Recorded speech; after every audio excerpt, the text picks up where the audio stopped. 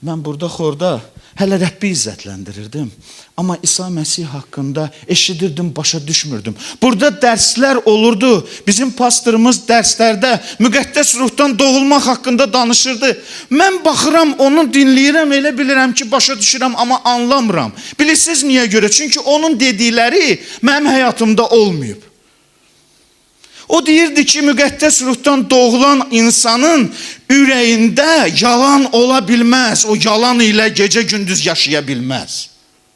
O deyirdi ki, müqəddəs ruhdan doğulan insanın içində kin ola bilməz. Kinlə illərlə yaşaya bilməz. Müqəddəs ruhdan doğulan insan hamını başlayır sevməyə. Bağışlayır. İçində sülhü olur. Sevinci olur. Davud Peyğəmbər dediyi kimi o sevinci itirmişdi o.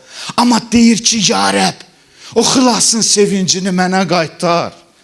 Mən insanlar görmüşəm ki, Allahın ruhu onların üzərinə çökəndə, onlar dəyişəndə, onların sifətlərində belə bilinirdi ki, əvvəl zəhrimarla, üzr istəyirəm bu sözə görə, zəhrimarla gəlib gedirdilərsə, indi isə üzlərində sevinc var. Bilirsiniz niyə görə? Çünki Allah gəlib qəlblərinə. Qəlbləri qaranlıq idisə nur olub artıq daxildə. İnsanın qəlbi dəyişib, artıq başqa cür insana çevrilirsən. Mən bunu yaşamışam.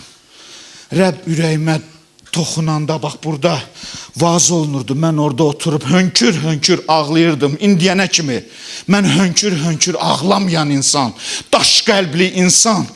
Mənə hər bir Allahın sözü elə toxunurdu ki, gözümdən yaşma belə sel kimi gedirdi. Və eyni zamanda mən anlayırdım ki, məndən günahkarı yoxdur. Amma eyni zamanda da anlayırdım ki, başımın üstündə elə bir qüvvə var ki, o məni olduğu vəziyyətdə sevir. Allahın məhəbbəti daxilimə gələndən sonra hamıya qarşı məhəbbətim var.